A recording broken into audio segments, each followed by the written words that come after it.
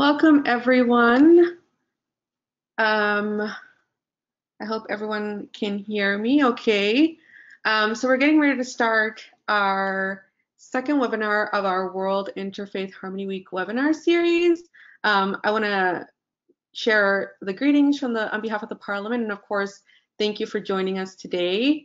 My name is Miriam Quesada, a coordinator with the Parliament, and I will be moderating today's webinar.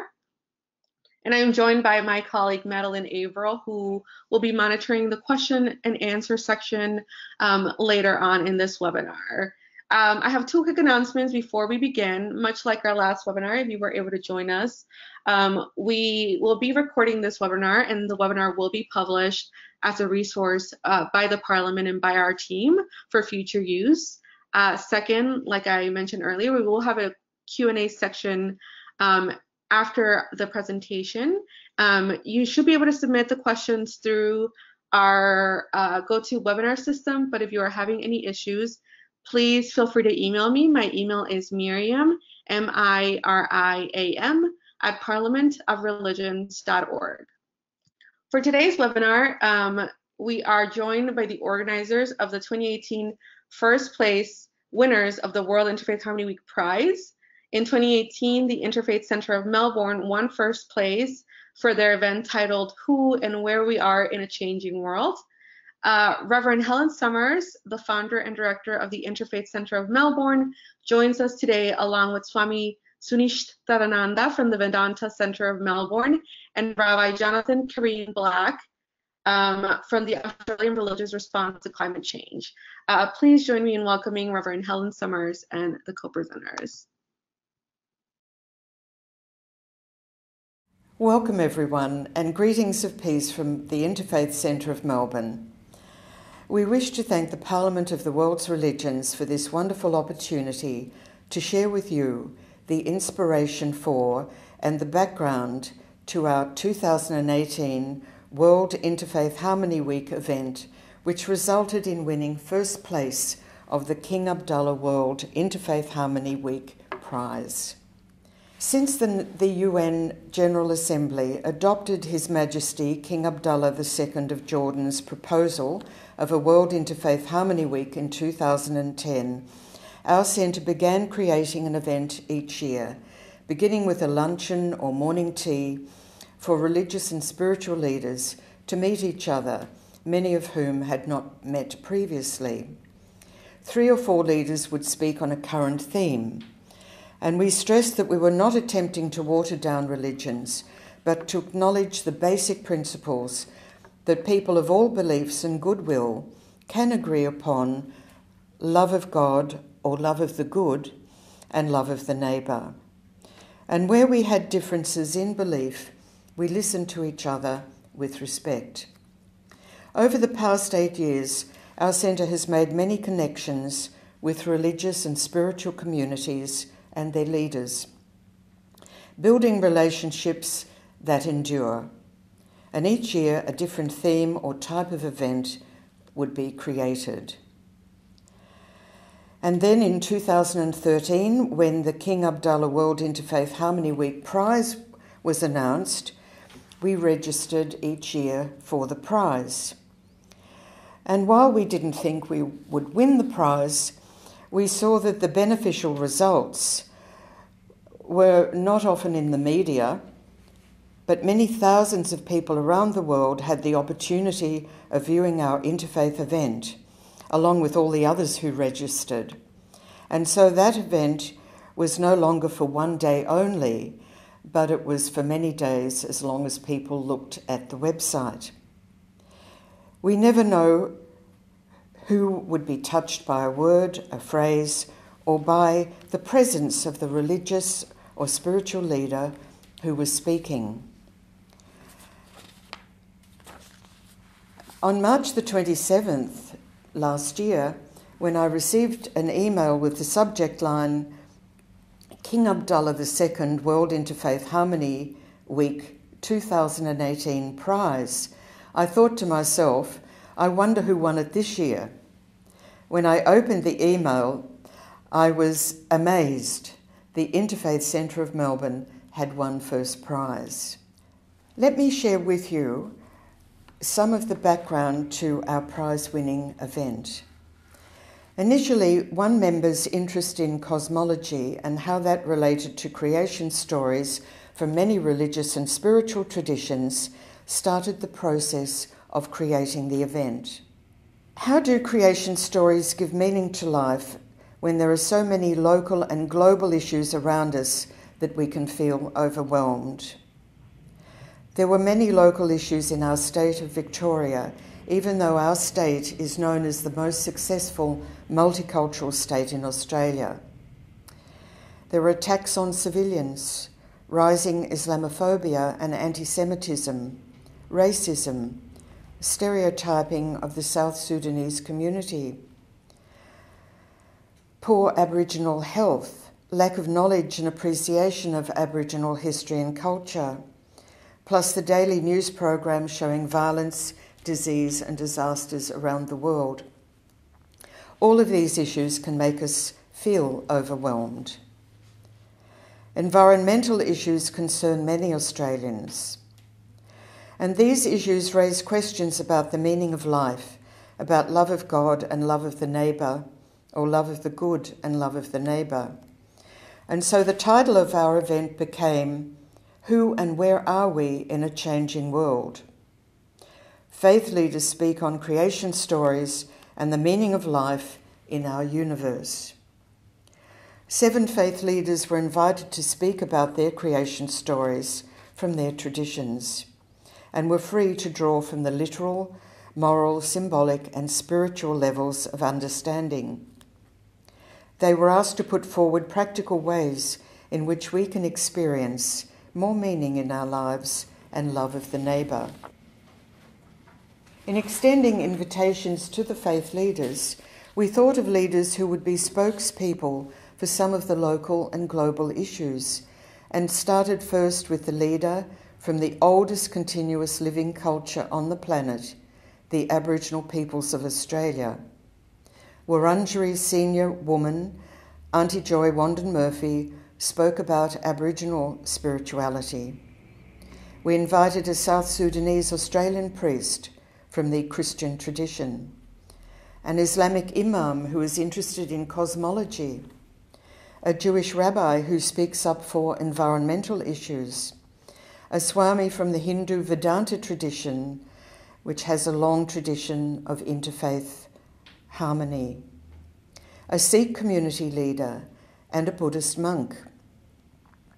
Buddhism does not have a creation story, but the Buddhist leader was able to speak about the meaning of life from the Buddhist perspective. It was important to show that religions have their differences, but share basic principles of love of God, or love of the good, and love of the neighbour.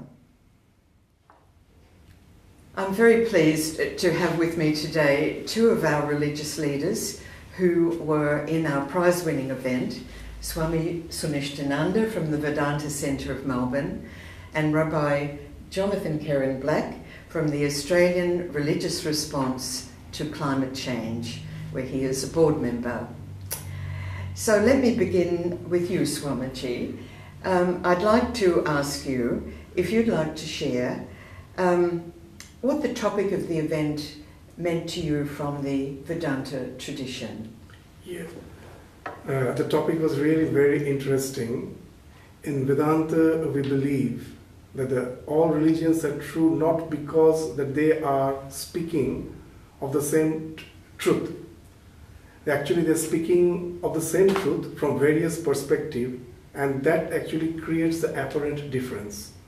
And I was interested in this conference not mainly to represent my faith, but to find out what the other faith's perspective is. Because in the present global society, in the present global scenario, where there is no segregation of the communities, all have come together to have a wonderful global village at present.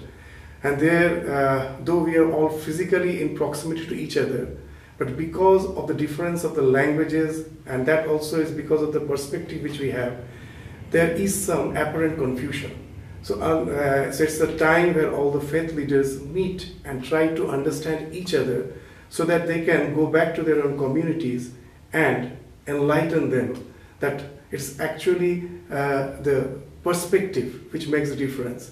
But after all, they're speaking of some eternal wisdom, which if we can really follow in its true perspective, it can bring a wonderful harmony in the world, not by uniformity, but by following the principle of unity in diversity. That's what made me do. Thank you, Swamiji.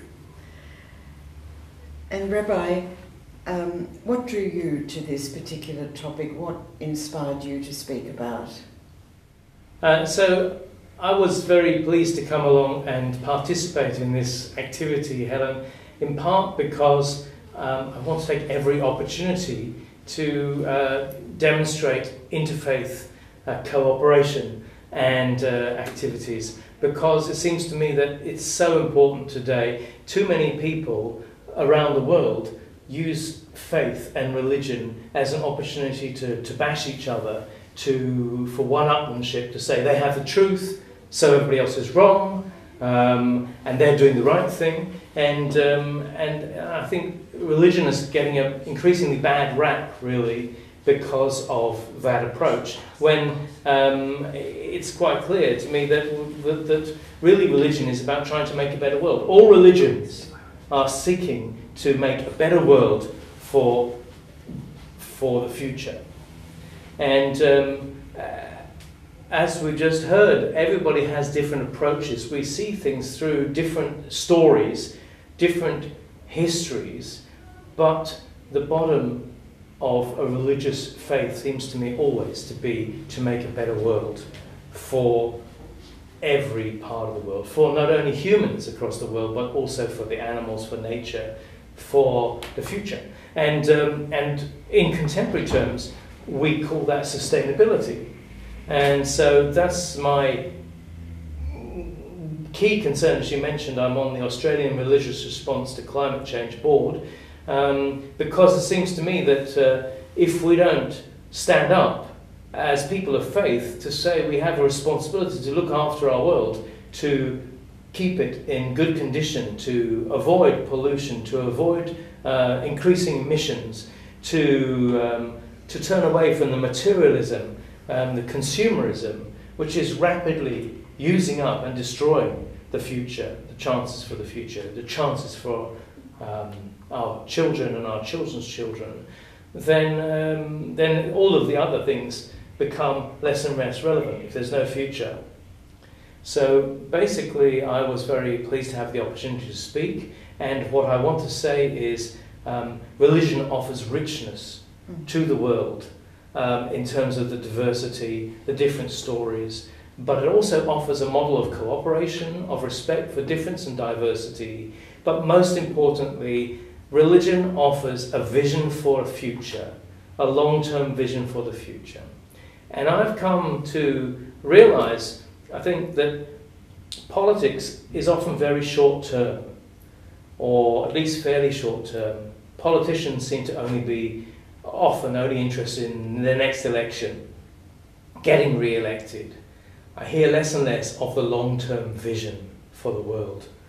And actually, many people who vote are also looking after their pocketbook, their income, their tax reductions, and maybe their children, but not the long-term vision often. And I realized that religion is putting a long-term vision. All religions are putting a long-term future as their goal. And that puts us into perspective. It's not all about us, it's all about the future and passing on the world to generations we'll never know.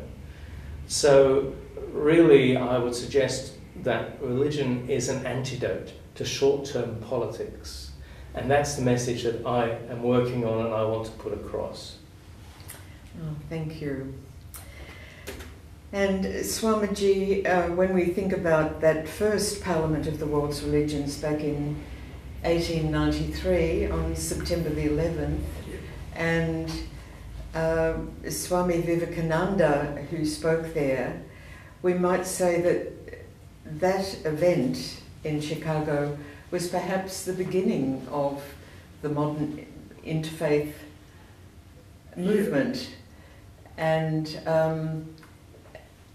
we can see that it is growing, and even in our own state we can see that it has grown enormously since we had the Parliament of the World's Religions here in 2009.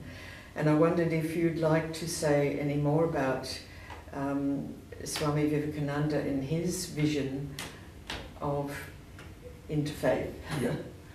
Actually, the first Parliament of Religion is a very sacred event for us, being from the Ramakrishna mission background, because that was the opening up that gave the platform to Swami Vivekananda to speak out his vision, the future that as just now, as Rabbi Jonathan was speaking of, the religion always speaks of the long-term effects, the future.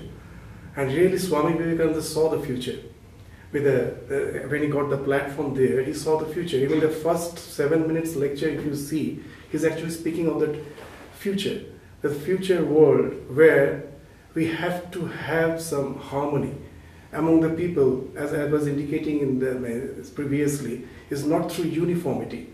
That's where we find that all the clash turmoils come. It's only through the unity in diversity. Very interestingly, you will find that even as a human being, physically, notice this thumb impression. Your thumb impression is different from all in the world. God has created us in such a way, even physically, we are all unique. And sometimes we think that God actually wants us to think alike. How can it be?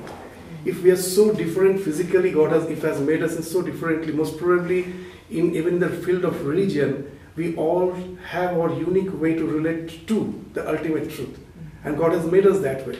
So we have to accept the unity in diversity, and that's the thing. Once, in the global scenario, we all are aware of this fact, I think that can actually stop all the turmoil which is going on in the name of religion. And Swami Vivekananda had that vision.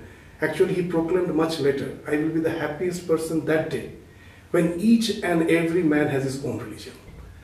And one place he's saying very interestingly, that sometimes I'm afraid of the conventional religion, because whenever two men come together to represent a religion, we find either for good or for bad, they're starting the third person. They start hating the third person.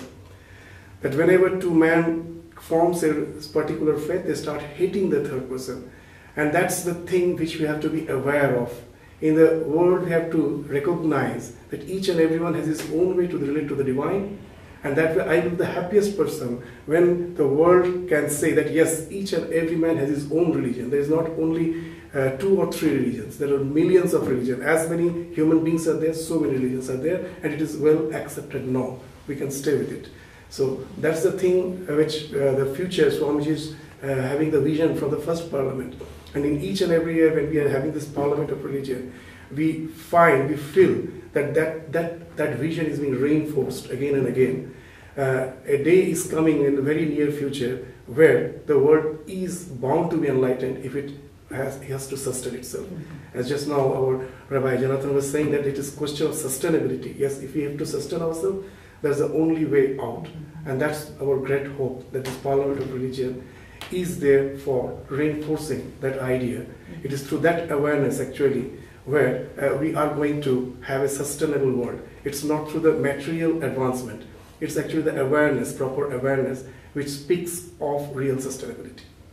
So, and I say that the Swami just taught us before that that first conference was not only the Parliament of World Religions, but actually coincided with the World Trade Fair in Chicago. And I think that's very relevant, very significant, because the World Trade Fair is about looking to the future in terms of technology and development. Yes. And I think to have the religious aspect in conjunction with that is so important. And I hadn't understood that, I hadn't realised that. But I was aware of the 1893 conference because I was here in the planning group, I think with you, Helen, when we first discussed whether we should put a bid in for Melbourne to host the Parliament of World Religions for 2008. That was 2009. 2009. It was in 2007 we had that meeting or something like that. And so that's when I learned about the Chicago First Parliament. And we said, sure we should, of course we should, what a wonderful opportunity. And I've been involved with Interfaith since I was a student rabbi. When I was a student rabbi, the college insisted that all student rabbis participate in a week's interfaith activity at least once. And I thought it was so wonderful to meet other people with other interpretations and understandings of their faith and learn about other Jews and other faiths, that I went back every year. And when I came to Australia, I was involved with setting up the Jewish Christian Muslim Association and the Australian Religious Response to Climate Change, which is all faiths, because all of us need to be concerned about the future. So, you know, the more we can do to encourage people to participate, learn from each other, learn respect for difference and diversity, and exactly as you say, to understand that every person is unique. Not only every man, of course, but every person. Every person. Because we have to recognize every person's importance and significance and equality in the world, regardless of their gender or their religious background or their story or their colour or their nationality. That's the message. Now that's what religion has to put across. And we've got to keep working to get that message. And the more people that participate and understand and learn to love each other for the unique humanity, the better. That's a wonderful way to put it. Well, I was also asked to speak about where we see our centre going in the future and what the success of the first prize has meant to us. Well, first of all, it was a wonderful prize to win because two of our representatives, I was one of them, and Dr. Nicholas Coleman, we went to Jordan to receive the prize personally from His Majesty King Abdullah II of Jordan at a ceremony with the judges as well. And then we got to see the baptism site of Jesus, Petra, the Dead Sea, and we learned a lot about the history, the interfaith history of Jordan and of all the different religions who have lived there, who have passed through there. And of course, the prize money came at a very crucial time for our centre. We're a small centre, and that was very beneficial to us, we have to say. It has also meant that we have developed more and more relationships with different religious groups and spiritual groups. And in this year, 2019, I think we have already 11 and possibly 15 different organisations who will be joining with us for a very special event on February the 17th. And we will put that information up on the World Interfaith Harmony Week website. So we see that the prize has brought many, many blessings to our centre, and it has also meant that more and more people in our state of Victoria and Australia have learned about the prize and the week. So I think it has also multiplied the number of events that will be happening this year.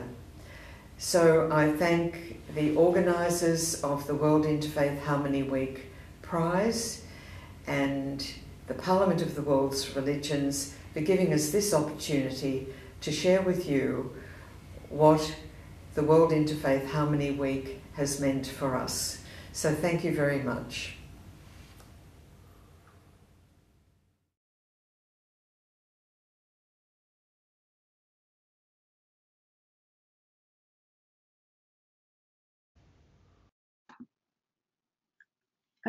Thank you so much. I'm just gonna go ahead and pop on screen here and have Interfaith Centre of Melbourne joined me as well on screen for the Q&A section. Reverend Helen, can you hear me? Yes, I can, Miriam. Yes. Great. Oh, there you are. Wonderful. Can you hear us? Yes. Good. Wonderful. Okay, let's see if we have any questions from our attendees. Feel free to use the software system to raise your hand or submit a question through the software as well. And while we give our attendees an opportunity to do so, I have actually had a few people contact me when we announced the webinar, and one of their questions was really about organizing an interfaith event when you are a small center or when you are a small organization that doesn't have a lot of resources.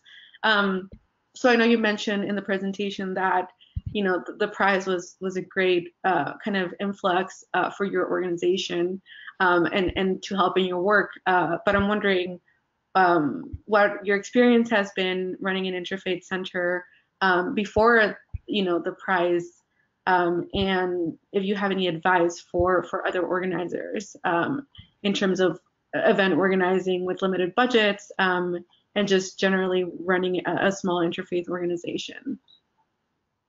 Thank you, Miriam. Well, to begin with, all of our members are volunteers, and in the state of Victoria, we are fortunate in that we can apply to the Victorian Multicultural Commission for small grants for events such as ours. For this, in the past, we have been able to work with religious leaders and spiritual leaders who also give their time free of charge. And sometimes the events have been held in a church hall or a place where we didn't have to pay very much to hire the space. But often we have received a small grant from the Victorian Multicultural Commission, and both sides of politics do support our multicultural state and do allow a certain amount from their budget for events such as ours. In last year, we only had a very small amount and we thought we might have to cancel it, but at the last minute we were able to raise a little bit more, which made the event possible. And somehow or other, that is often the case. Just when we think there isn't enough to pay for a venue, because with a venue you need to pay for the audio visual and the technology or whatever. So it can be quite expensive. But often at the last minute, somehow it happens that some money arrives and then off we go again. But it isn't easy, I have to say. It isn't easy. Can I add to that, Helen, that from the Jewish Christian Muslim Association and the Australian Religious Response to Climate Change and the Jewish Ecological Coalition, all of which are tiny little groups, I think the funding is very difficult but secondary. I think the most important thing is making connections with people as widely as possible, yeah. Networking, because when you put something together, first of all, they will speak for no extra pay. I mean, I do it as a rabbi because I see it as part of my rabbinic responsibilities. And we do have a fair amount of freedom, I suppose, to decide where we put our time and our energies.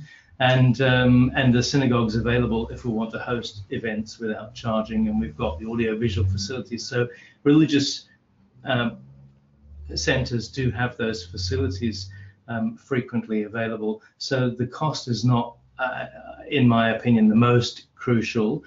And when we do get a grant, and we've just got a grant for organising a small grant for a celebration of Interfaith Month, at least 50% of that grant is going to be used in publicising to get the message out more widely and to get more people in. And it's worth saying on that not only getting the message out more widely to get people in, but getting the message out more widely so that people see it's happening and that there is interfaith understanding, Yes. even if they don't actually come along. You Yes. shouldn't underestimate the importance of that. And if I could just add that our event for this World Interfaith Harmony Week on Sunday, the 17th of February, it will be held in a church, and I think we have 20 organisations who are supporting it. So there will be some small donations from those organisations to pay for hopefully a video to be done so that we can distribute it, and refreshments, etc., and printing of programs. So there are ways and means of coming together and pooling our resources. Thank you so much for answering that. So we had a question submitted here through our system. I'll go ahead and read it. And it looks like it's from Gil Work. It reads, the climate crisis is starting to bring people together to address many challenges. As these parties convene, what role can interfaith have to help bring the longer-term humanitarian view, such as public-private partnerships with interfaith groups? Miriam, I think we had a little trouble hearing that. Would you mind repeating it? I'm so sorry. Sure. You're perfectly okay. So it reads, the climate crisis is starting to bring people together to address the many challenges. As these parties convene, what role can interfaith have to help bring the longer-term humanitarian view, such as public-private partnerships with interfaith groups? For climate change, do you mean? I Yes. think Rabbi Jonathan to respond. Well, I think to some extent what I said earlier is the key, that I believe that religions need to emphasize the responsibility to look after the world for the future, the longer term goal, and therefore to put climate very high priority, because if we don't look after the climate, the speed it's unraveling at the moment, we're not going to have to worry about the other things that might arise. So that's the first thing, is to keep that as a crucial priority. And I actually think that all faiths have this emphasis on living in harmony with the world. Though we might not think we find much about it in their own. I mean, they don't say anything about don't fly or cut your flying in the historical texts for a very good reason. There aren't many mentions of planes, but nevertheless, I think in their own terms, living in harmony with the world about us, making sure that we don't take out more than we're putting back in, so that there is a future. I think it's pretty clear and implicit. I don't think we need to spend too much time discussing and debating that. What we've got to do is to see the ethical responsibility we have. And that ethical responsibility extends not only to the future, but also to those who are disadvantaged in our midst at the moment, to people who don't have a voice, to the peoples around the world who have been exploited, who are now suffering, so that the Western world can enjoy the level of living, of luxury that it does. You know, so we, in our area, we have the Pacific Islanders, whose islands are becoming inundated, whose high tides are washing over even in Australia, actually, in our region, there we have some islands which are technically part of Australia, where the airstrips are underwater already at high tide. Well, they weren't built like that. So it's really happening very rapidly, and we need to be responding, and we need to be taking responsibility. We've caused the damage in the West. We have to be doing much, much more to both stop damaging the environment urgently, and also to be helping those who need our help and assistance. Great, thank you.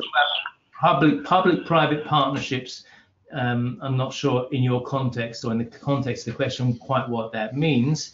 There are some question marks we have about public-private partnerships in Australia from a financial point of view, and like the government trying to palm off its business onto private enterprise. But certainly, I think we have a very important role in raising a voice and raising awareness in the public domain, so that governments are responding in a responsible way. After all, we elect governments in order to look after our world, our countries, our future. Great, thank you. It looks like we have a question from Dr. Jaya Shah. Dr. Shah? Hello, Dr. Shah? My question to Helen is, I think reporting is also very much important to get any award.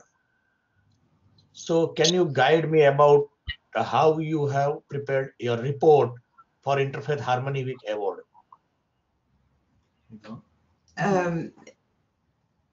Did I hear that correctly? How did we write the report, did you say? How do you prepare? Oh, Yeah, well, like any tips in terms of preparing the report for World. We're not getting the last word. Yes. You're saying report for what? Oh, for the World Interfaith Harmony Week Prize. Any tips on drafting it and submitting the report? Oh, right. Yes, so I think the report was very important because it gave the outline of why we chose that particular topic and why we invited certain religious and spiritual leaders to take part and what happened. And we spoke about the different communities that were present and how, in practical terms, the religious leaders would see how their communities, they could put into practical action what we were talking about. And I think you've heard of some of that today in the previous part of the webinar. It was also very important to have a letter of reference for the person who was writing the report, and that I was the person who wrote the report, and we had someone who was present at that event, and another person who had been at the event, who could write about it, and who was a highly respected person. I think those two letters were very important to put with the report to substantiate what we had done. I hope that answers your question, Dr. Shah.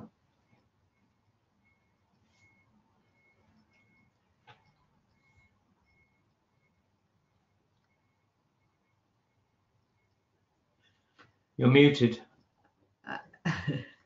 I think we've just lost the sound. Sorry about that. There we are. There we Can you hear are. me okay? We have some audio issues here. Let's see if I have another question on here.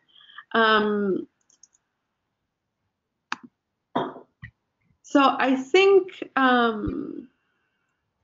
you explored really well what winning the prize meant for your center. When we had Aftab Admet from World Interfaith Harmony Week Prize at our previous webinar, he explained that there tend to be a lot of celebrations of World Interfaith Harmony Week, but not very many reporting and kind of acknowledging what happened at these events and what was successful and kind of the lessons learned. What do you think writing reports, even if it's not for the prize, just generally for the betterment of the interfaith movement, what do you think the importance of these reports is? The importance for the Raising awareness. Yes. Yes, I think it for people who do go to the website and the World Interfaith Harmony website, they can actually read the report and they can read the letters of reference. I think it does raise awareness, and they can also go and they can hear each of our 7 speakers and hear what they had to say about that particular topic of who and where are we in a changing world, and how creation stories give meaning to life. So it can be seen by virtually millions of people if they choose to look in, and I think it really does further the work of that World Interfaith Harmony Week. Great. Have you found that you get a lot of I guess, have you found that you have a bigger audience after winning the prize? Do you get questions from individuals outside of Australia? I'm sure you have connections already from having hosted a parliament and of course being just involved in the global interfaith movement, but what has that experience been like in terms of having a much broader audience after participating in the World Interfaith Harmony Week? The sound was breaking up a little bit, Miriam, but I think what you said was, did we hear anything from people from overseas? Was that right? Yes. Not a great deal, but I think many of those people have asked to be put onto our mailing list and to be put onto our webinar. Sorry, not webinar, onto YouTube, where they can see other events that we have done. So that was a very positive thing. And I've noticed that each year now, there are more and more interfaith events that are taking place during the World Interfaith Harmony Week in our state. In Australia, we also have a Harmony Day in March, which a lot of people create festivals and events. And so now, because of, I think, the success of winning first prize, I've just noticed that there are more and more interfaith networks and other groups that are actually putting on an event in February where the focus is on religion and spirituality. So it is certainly growing. That's great. It looks like we have another question from Dr. Jaya Shah. Dr. Shah, do you have another question for us? Hello, yes. Hello. Go ahead. Can you hear me? Yes. Yep. Yeah, my question is, what can be the model format for submission? I think now you are clear, getting clear my question. Sorry, would you repeat that? What can be the model format to submit with the World Interfaith Harmony Week award? I attended the first webinar and I felt the uniqueness of the program is more important than to follow a particular format. I was just hearing that in Germany it happened that they form a human chain and that was very much appreciated. They got the first prize for that. So I think it is the uniqueness of the event more than following a particular format that would be appreciated more for getting this type of award. And I think, Jayesh, if I'm understanding your question, is you want to know more information about the format of the report and how to better, I suppose, write the report. And I think, again, based on what AFTAB said on the previous webinar, there is a form that must be submitted, and as Helen described, the written and experience of the attendees is going to be very important. So I think paying special attention to that, to the attendees, and being able to have materials that support the work that you do are going to be really important when it comes to submitting the report. Does that sound like the question that you were asking, Jayesh?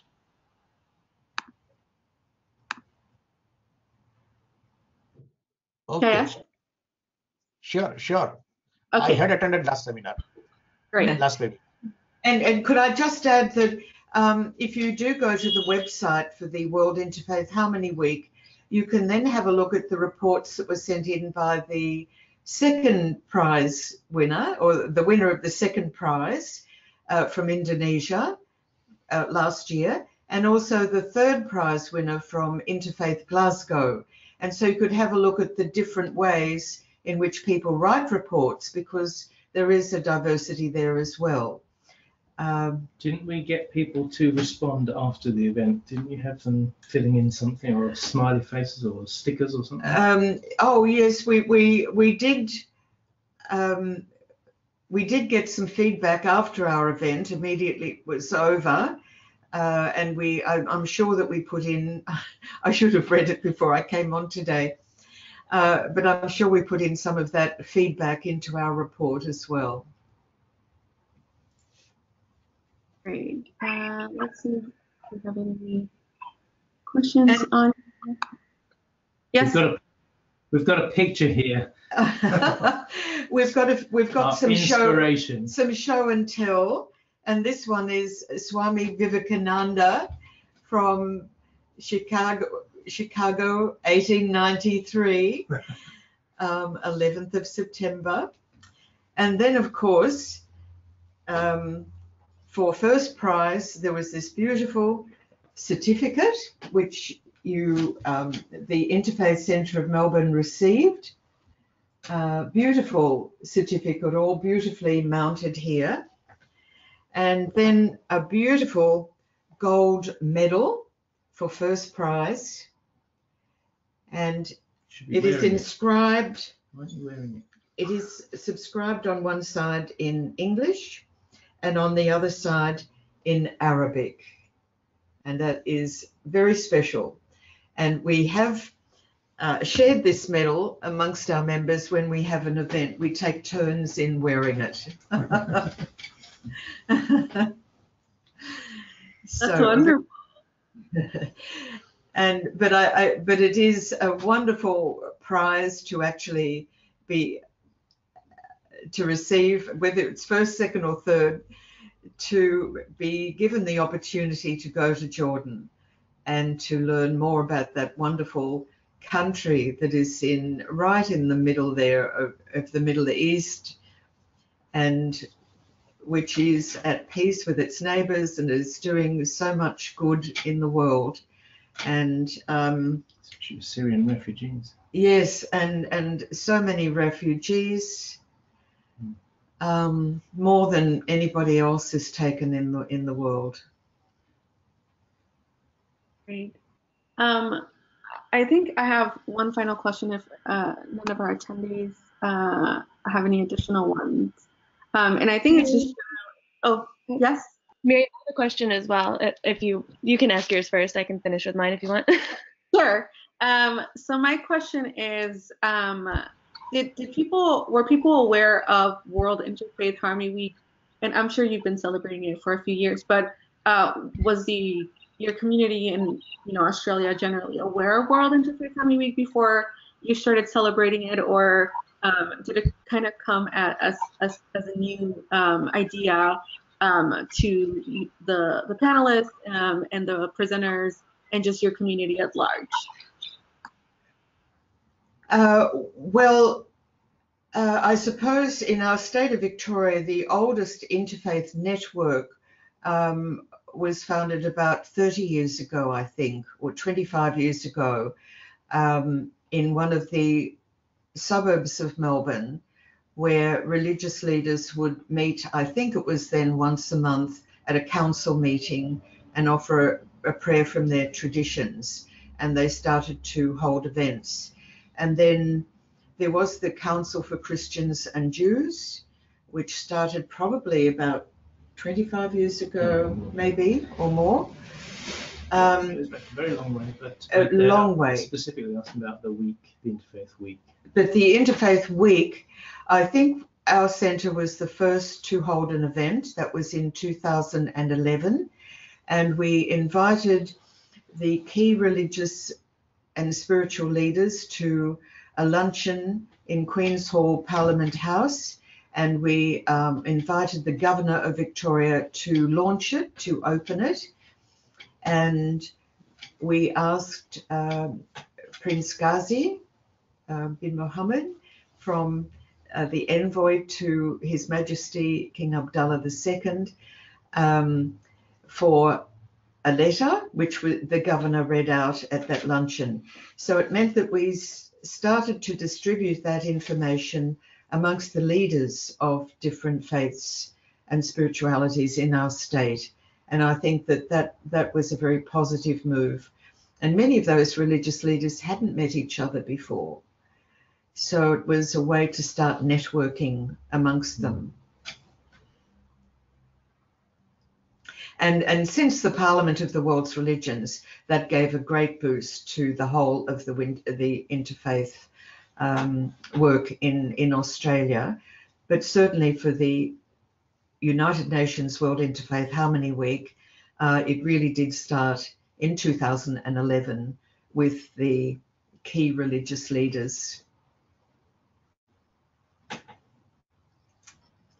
Madeline, do you want to ask your question? Yeah, I think it might be a good way to end the webinar.